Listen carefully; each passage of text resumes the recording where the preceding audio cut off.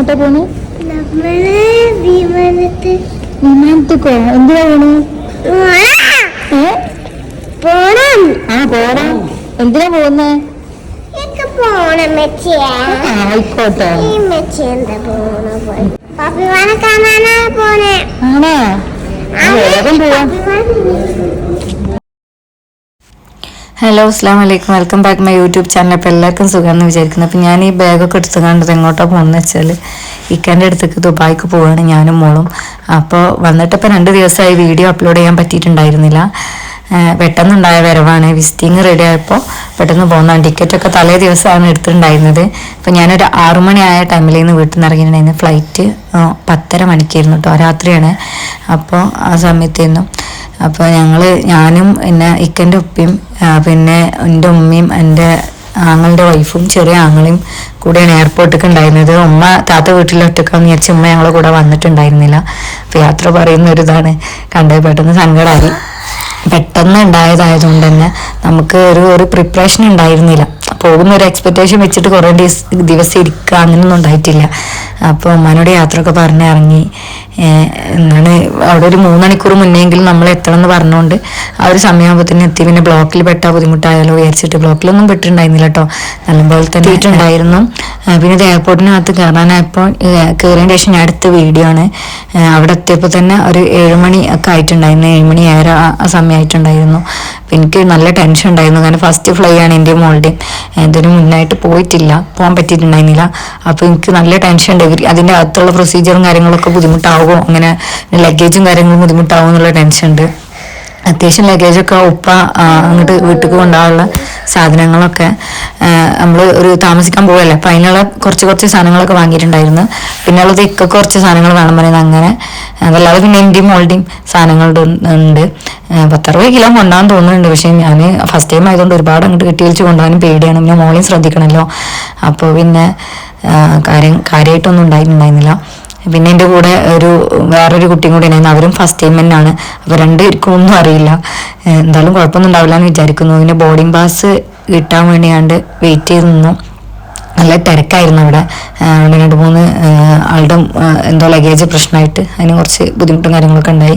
പിന്നെ boarding pass കിട്ടിയതിൻ്റെ ശേഷം 2-3-4 സ്ഥലത്തൊന്നല്ല നമ്മളിങ്ങനെ ബോർഡിംഗ് പാസും അതേമാതിരി നമ്മൾ പാസ്പോർട്ടും ഇതൊക്കെ കാണിച്ചു കൊടുക്കേണ്ടത്. അങ്ങനെയൊക്കെ കിട്ടിയൊന്ന് സെറ്റായി വരണമെങ്കിൽ തന്നെ സമയം എടുത്തിട്ടുണ്ടായിരുന്നു. പിന്നെ ഞങ്ങൾ ഗേറ്റ് നമ്പർ 2 അവിടെ വെയിറ്റ് ചെയ്യാൻ പറഞ്ഞു. ഞങ്ങളവിടെ വെയിറ്റ് ചെയ്യുന്നത്. അപ്പോൾ അവിടെ അനൗൺസ് ചെയ്യുമ്പോൾ നമ്മൾ പോയാൽ മതി. അങ്ങനെ ഈ ഫുഡിന് ഡോണറ്റൊക്കെ വാങ്ങിച്ചു കൊടുത്തിരുന്നു. ഇപ്പം അത് കഴിച്ചുകൊണ്ട് അവിടെ ഇരിക്കുന്നു. പിന്നെ കുറേ നേരം അവിടെ വെയിറ്റ് ചെയ്തിരുന്നു. അതിൻ്റെ കൂടെ ഉള്ള ആളിതാണ് കേട്ടോ. ഇവർക്കും അവരുടെ ഹസ്ബൻഡിൻ്റെ അടുത്തേക്കാണ് വിസിറ്റിങ്ങിന് തന്നെയാണ് പോണത്. അങ്ങനെ ഞങ്ങൾ വെയിറ്റ് ചെയ്തുകൊണ്ടിരുന്നു. ഒരു 9:50 ആയ സമയത്ത് അനൗൺസ് ചെയ്തു ദുബായിലേക്കുള്ള ഫ്ലൈറ്റുകളുള്ള ആളുകളോട് ചെല്ലാൻ പറഞ്ഞിട്ട്. അപ്പോൾ ഗേറ്റ് നമ്പർ 1 കൂടിയാണ് ചെല്ലാൻ പറഞ്ഞത്. ആദ്യം 2 അവിടെ വെയിറ്റ് ചെയ്യാനാണ് പറഞ്ഞത്. അതിന് ശേഷം അവർ 1 വരാൻ പറഞ്ഞു. അപ്പോൾ ഞാൻ സോൺ 2 അങ്ങനെ എന്തോ ആയിരുന്നു. എൻ്റെ കൂടെ ഉള്ള അവർ സോൺ 3 അവർ ആദ്യം മുന്നിൽ കയറിപ്പോയി. അതിൻ്റെ പിന്നാലെയാണ് ഞാൻ പോയത്. നല്ല ടെൻഷൻ ഉണ്ടായിരുന്നു. പക്ഷെ അത് ഈ ഒരു സംഭവങ്ങളൊക്കെ ചെയ്യുന്നവരെ ടെൻഷൻ ഉണ്ടായിരുന്നു. പിന്നെ ഒക്കെ ആയി. പിന്നെ ഇഫൂന് എന്തെങ്കിലും ബുദ്ധിമുട്ടുണ്ടാവുമോ എന്നുള്ള പേടിയായിരുന്നു എനിക്ക് കേട്ടോ. പക്ഷെ കാര്യമായിട്ടൊന്നും ബുദ്ധിമുട്ടുണ്ടായിരുന്നില്ല. അവള് ഫുള്ള് കളിയായിരുന്നു. അപ്പോൾ ആ ഒരു സമാധാനത്തിൽ ഇങ്ങനെ ഇരുന്നു. ഇടയ്ക്കിടയ്ക്ക് ഇപ്പയും അതേപോലെ തന്നെ ഇക്കൊക്കെ വിളിച്ചുകൊണ്ടിരിക്കുന്നുണ്ടായിരുന്നു എന്തായി വിചാരിച്ചിട്ട്. ഞാൻ ഇതിനകത്ത് കയറിയപ്പോൾ ഞാൻ അവരോട് പോകാൻ പറഞ്ഞു. ഇവിടെ ഓക്കെയാണ്, ഇപ്പോൾ അനൗൺസ് ചെയ്ത് ഞാൻ പോകുന്നതാണ്. അങ്ങനെ നമ്മളെ ഫ്ലൈറ്റിൻ്റെ ആൾക്കാർക്ക് അനൗൺസ് ചെയ്തു. ഈ ഒരു ക്യൂവിൽ നിന്നിട്ട് ഞാൻ പോയത്. പിന്നെ അതിൻ്റെ അകത്ത് കയറി ഫ്ലൈറ്റ് കയറാൻ പോവുകയാണ്. ഞാൻ ഇപ്പോൾ നല്ല എക്സൈറ്റ്മെൻ്റ് ആയിരുന്നു. ഫസ്റ്റ് ഫ്ലൈ അല്ലേ, അതിൻ്റെ ഒരു ഇതുണ്ടായിരുന്നു. ഇഫുവിന് ഭയങ്കര സന്തോഷമാണ്. ഇഫു പപ്പിപ്പാനെ കാണാൻ പോവുക എന്നുള്ളൊരു ആൻസൈറ്റിയിൽ ഭയങ്കര എന്താ പറയുക, അതിൻ്റെ അകത്ത് കയറിയാൽ ആളെ കാണുന്നതാണ് അവളുടെ വിചാരം. വിമാനത്തിൽ കയറാൻ പോകാന്നുള്ളത് അറിയാം, പക്ഷെ അതിൻ്റെ അകത്ത് തന്നെ കയറുമ്പോൾ ആളുണ്ടാവും എന്നാണ് അവളുടെ വിചാരം. അതിൻ്റെ അകത്ത് കയറിയപ്പോൾ തന്നെ എന്നോട് ചോദിച്ചു പപ്പിപ്പ എവിടെയായിരുന്നു. അപ്പോൾ ഞാൻ പറഞ്ഞു പപ്പിപ്പ ഇനി ഫ്ലൈറ്റൊക്കെ നമ്മൾ കുറേ നേരം കഴിഞ്ഞിട്ട് ഫ്ലൈറ്റ് പപ്പിപ്പ നിൽക്കുന്ന സ്ഥലത്ത് പോയിട്ട് ലാൻഡ് ചെയ്യും, അതിൻ്റെ ശേഷമാണ് കാണാൻ പറ്റുക എന്നൊക്കെ പറഞ്ഞു. അപ്പോൾ ഓക്കെ സമ്മതിച്ചൊക്കെ ഇരുന്നു. പിന്നെ ഫ്ലൈറ്റിൻ്റെ അകത്ത് എനിക്ക് പരിചയമുള്ള, നമ്മൾ എപ്പോഴും പരിചയമുള്ള ആളെ ആരെങ്കിലും ഉണ്ടോ നോക്കുമല്ലോ, ആരും കണ്ടില്ല.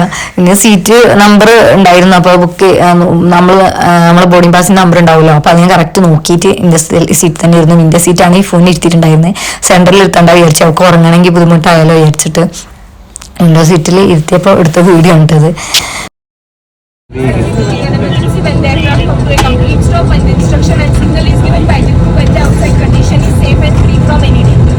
Over this exit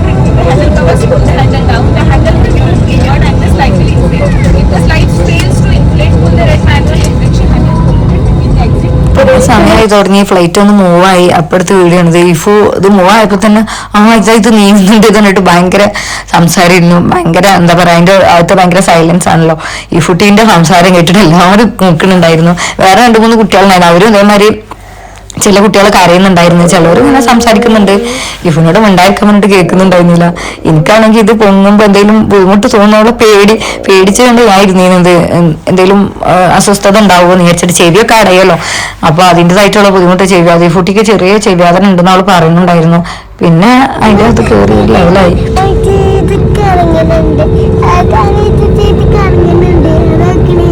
ആണോ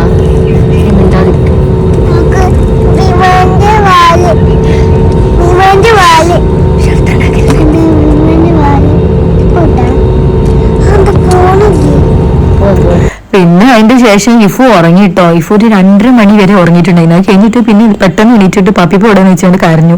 ഞാൻ പറഞ്ഞു പപ്പിപ്പ വരാനുള്ള സമയമായിട്ടില്ലത് ഇറങ്ങട്ടെ, അപ്പോഴാണ് നമുക്ക് കാണാൻ പറ്റേട്ടാന്ന് പറഞ്ഞപ്പോൾ പിന്നെ ഓൾ ഓക്കെ ആയി.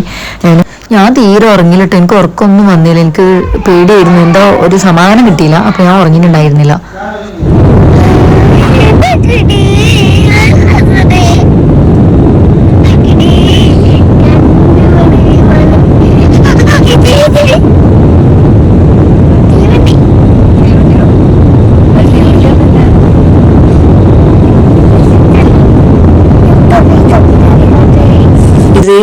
ദുബായ് എയർപോർട്ട് കാണുമ്പോൾ ഞാൻ അടുത്ത വീഡിയോ ആണ് കേട്ടോ.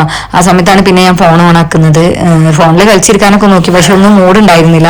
ഒരു ടെൻഷൻ ആയിരുന്നു, എന്തോ പോലെ ഒരു ബുദ്ധിമുട്ട്. നമ്മളെടുത്ത് ആരും സംസാരിക്കാൻ അങ്ങനൊന്നും ഇല്ലല്ലോ. അപ്പൊ നമുക്കൊരു ഒറ്റയ്ക്ക് ഇരിക്കുമ്പോൾ ഇരുന്നുണ്ടോ ലൈഫ് ആണെങ്കിൽ ഉറങ്ങും ചെയ്ത്.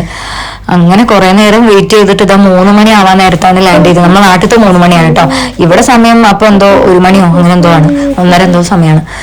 എന്തായാലും വളരെ മനോഹരമായിട്ടുള്ള ഒരു ഇതായിരുന്നു, എക്സ്പീരിയൻസ് ആയിരുന്നു.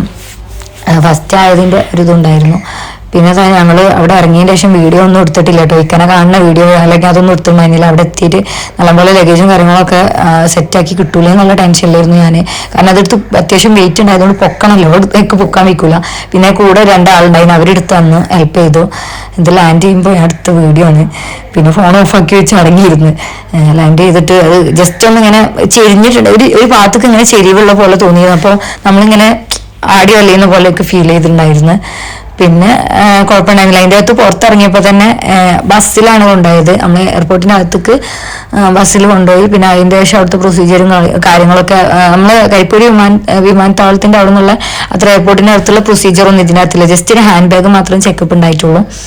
പിന്നെ എന്താ ഈ ഒരു ബസ്സൊക്കെ ഇറങ്ങി പോവാണ്. ഫ്ലൈറ്റിൽ നിന്ന് ഇറങ്ങിയിട്ട് ഈ ബസ്സിൽ കയറിയിട്ട് എയർപോർട്ടിനകത്ത് കയറി അവിടുന്ന് ലഗേജും കാര്യങ്ങളൊക്കെ എടുത്തിട്ട് ഇക്കക്ക് അവിടെ ഫ്രീ വൈഫൈ ഉണ്ടായിരുന്നു, കണക്ട് ചെയ്തിട്ട് ഇക്കക്ക് വിളിച്ചു.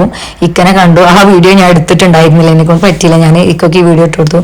പിന്നെ അതിൻ്റെ ശേഷം ഞങ്ങൾ വണ്ടിയിൽ പോകുമ്പോൾ എടുത്ത വീഡിയോ ഇട്ടത്. മിംസ് കണ്ടപ്പോൾ അസ്റ്ററിൻ്റെ ഹോസ്പിറ്റൽ കണ്ടപ്പോൾ അതെടുത്താണ്. ചെറിയ ചാറ്റൽ മഴക്കാണ്. ഒരു 15 മിനിറ്റുള്ള റൂമിലേക്ക്. അപ്പോൾ വീഡിയോ കണ്ട് ഇഷ്ടപ്പെട്ടല്ലോ ലൈക്ക് ചെയ്യുക, ഷെയർ ചെയ്യുക, സബ്സ്ക്രൈബ് ചെയ്യാം.